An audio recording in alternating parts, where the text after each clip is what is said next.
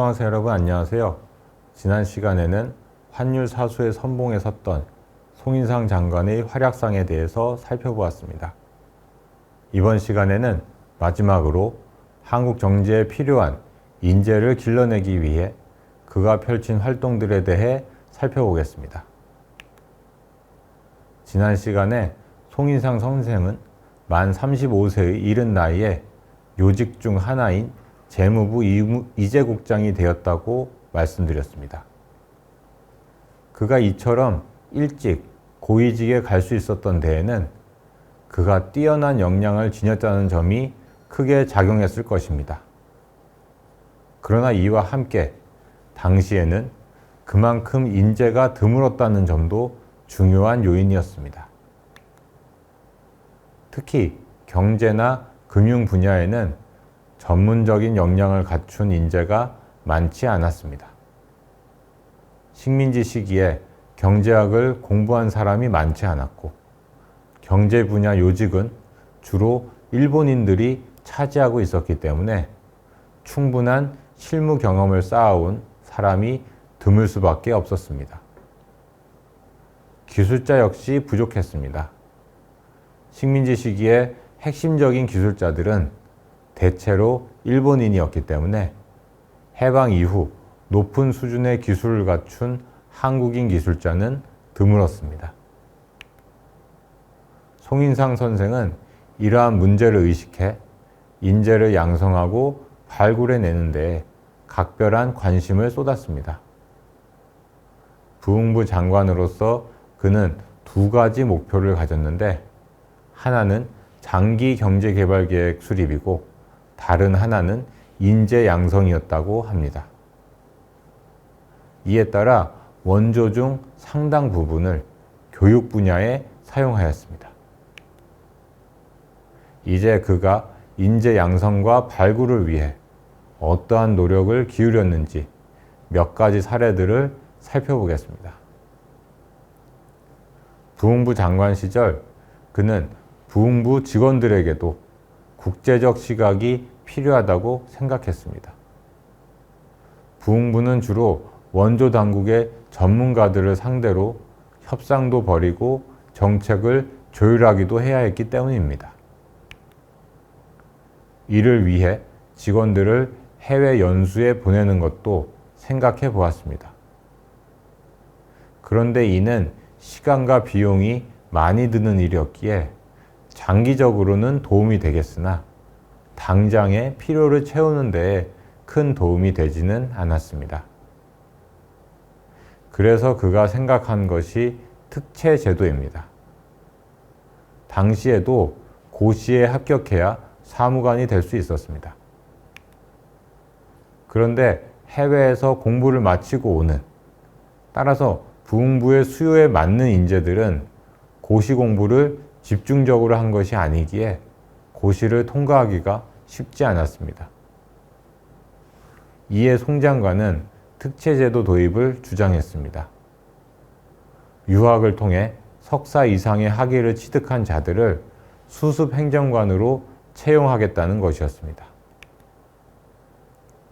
고등고시를 통과해도 수습행정관 자격이 부여되고 있었으니 이는 해외에서 석사 이상 학위를 취득하고 오면 고등고시 통과에 준하는 것으로 인정하자는 것이었습니다.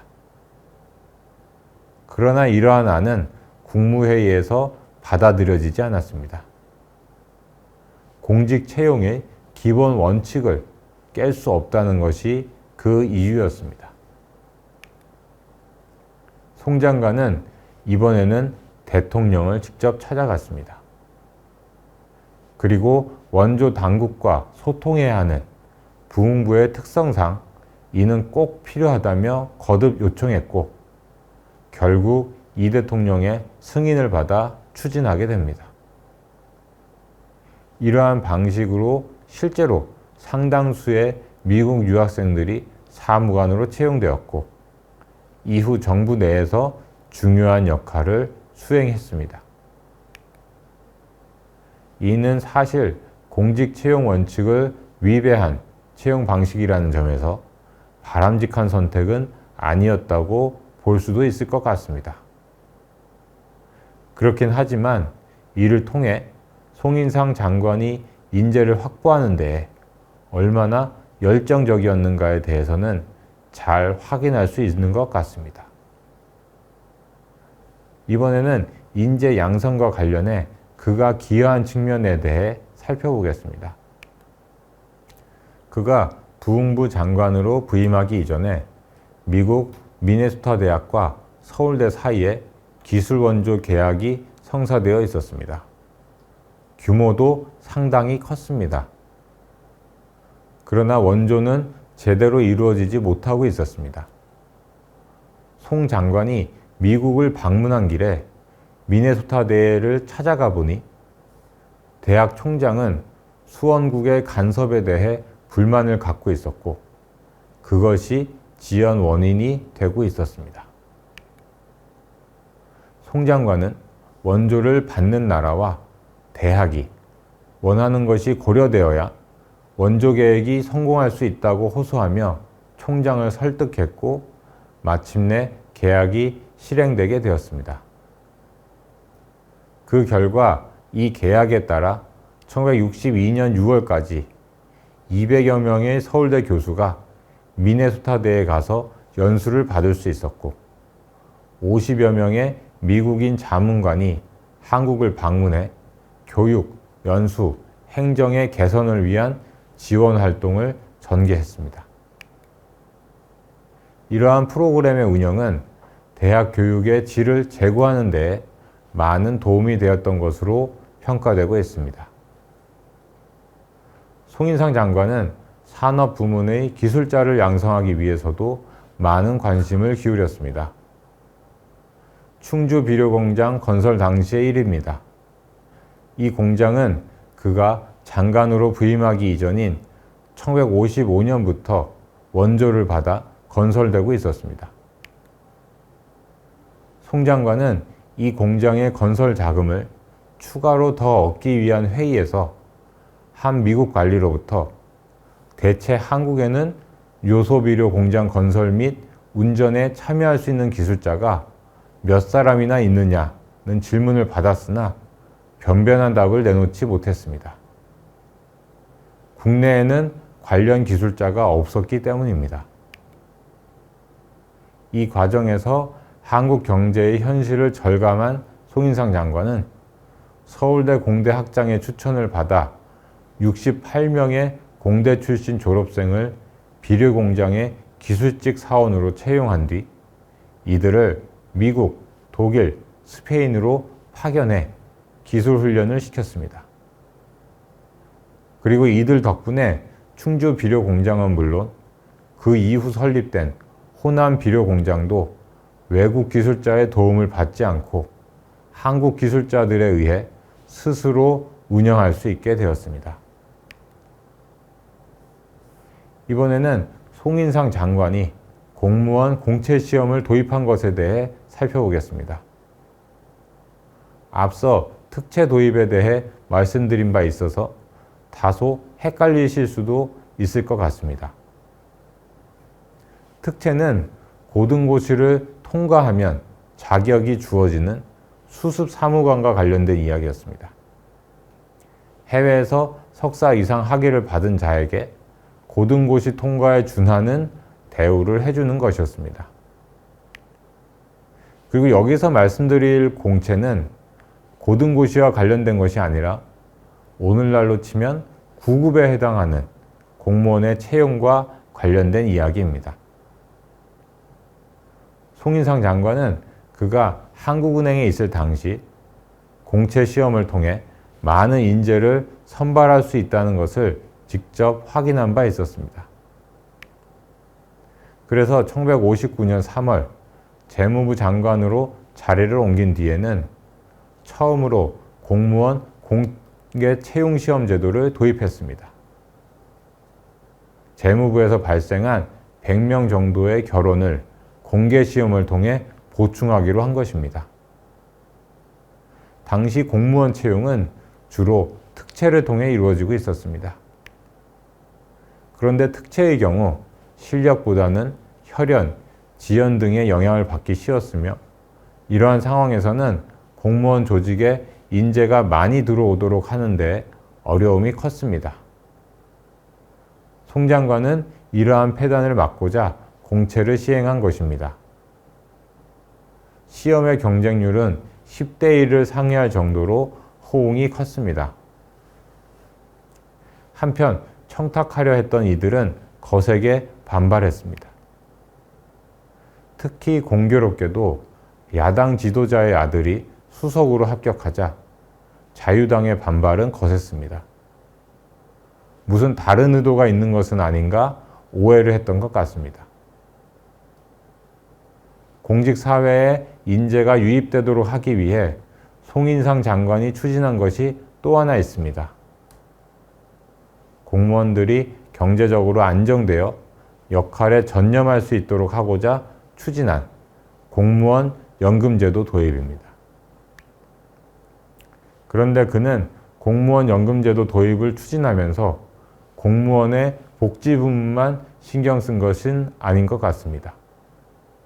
이를 통해 장기 투자 재원을 조달한다는 생각도 갖고 있었습니다. 정부와 공무원이 절반씩 부담해서 적립하는 돈은 적어도 일정 기간 동안은 축적될 테고 이를 부족한 내자 조달을 보충하는 데에 사용하겠다고 생각했던 겁니다. 이렇게 해서 도입된 공무원 연금제도는 한국 공무원 조직이 질적으로 향상되는 데 중요한 역할을 했다고 평가할 수 있겠습니다. 부흥부와 재무부에서 장관으로서 중요한 역할을 수행하며 승승장구하던 송인상 선생은 재무부 장관으로 재임 중이던 1960년 4.19 이후 어려움을 겪게 됩니다. 3.15 부정선거 연루 혐의로 옥살이를 하게 된 것입니다. 그는 3년간의 옥살이 후 1963년 5월 출소합니다. 이후에도 그는 주로 경제와 관련된 분야에서 활동을 이어갔습니다. 1968년에는 경제과학심의회의 비상임위원이 되었습니다. 경제과학심의회의는 경제정책에 관한 대통령의 자문에 응하고 건의를 하는 헌법기관이었습니다. 그는 1974년까지 이 직위를 유지했습니다. 1974년에는 이씨 대사 겸 벨기에 룩셈부르크 대사로 임명받았습니다. 당시에는 이씨와의 경제협력이 그리 활발하지 않았습니다. 당시 한국의 대-이씨 수출 총액은 3억 5천만 달러 정도였습니다. 박 대통령은 그에게 수출을 10억 달러대로 올려달라고 주문했습니다. 이씨 대사로 2년간 재임하면서 그는 박 대통령이 요청한 대로 수출 10억 달러를 달성했습니다. 또 유럽에서 자본과 기술을 도입할 수 있는 길도 확대되었습니다. 그가 대사로 재임하는 동안 이씨와의 경제협력은 양적으로뿐만 아니라 질적으로도 개선되어 한국의 경제협력은 미국과 일본 위주에서 벗어날 수 있는 계기가 마련되었습니다. 대사 임무를 마치고 귀국한 그는 이번에는 새로 설립되는 수출입은행의 은행장을 맡게 됩니다. 수출입은행은 수출 지원, 해외 투자 등의 목적으로 장기저리 정책금융을 제공하는 은행으로 1969년 수출입은행법이 제정되었지만 설립이 지연되어 외환은행이 그 업무를 대행하고 있었습니다. 그는 은행 설립을 이끌었고 3년간 은행장으로 재직하면서 수출입은행이 정책금융기관으로 자리 잡도록 하는 데에 기여했습니다. 수출입은행의 행장직에서 물러난 뒤 송인상 선생은 민간 부문에 투신했습니다. 1980년 효성그룹 동양나이론의 대표이사가 되었고, 그 이듬해에는 전국경제인연합회 부회장을 맡아 6년간 활동하기도 했습니다. 이후에도 한국경제연구원장, 한국능률협회 회장 등을 맡으며 왕성한 활동을 이어간 송인상 선생은 2015년 101세를 일기로 세상을 떠났습니다. 송인상 선생은 1950년대 한국 경제가 가장 어려웠던 시절, 한국 경제가 부흥의 기반을 닦는 데에 중요한 역할을 했습니다. 재무부 이재국장, 한국은행 부총재, 부흥부 재무부 장관으로 있으면서 경제안정 15원칙을 수립하고 국제금융기구 가입을 위해 발벗고 나섰으며 체계적인 경제개발 계획이 수립되는 데에 산파 역할을 하기도 했습니다. 그리고 1970년대에는 이씨 대사로서 유럽과의 경제협력 확대에 기여했으며 초대 수출입은행장을 맡아 수출입은행이 정책금융기관으로 자리매김하는 데에 중요한 역할을 했습니다. 송인상 선생의 이러한 활약은 한국 경제가 1960년대 경제개발 계획을 수립하고 본격적으로 경제발전에 나서는 데에 든든한 기반이 되었다고 평가할 수 있겠습니다. 이제 송인상 한국 경제의 초석을 놓다를 주제로 진행한 송인상 선생에 대한 강의를 마치겠습니다. 다음 네 번째 강의에서는 장기영, 한국 경제의 산업화를 이끌다 라는 주제로 1960년대 한국 경제의 성장 과정에서 중요한 역할을 했던 장기영 선생에 대해서 살펴보겠습니다. 감사합니다.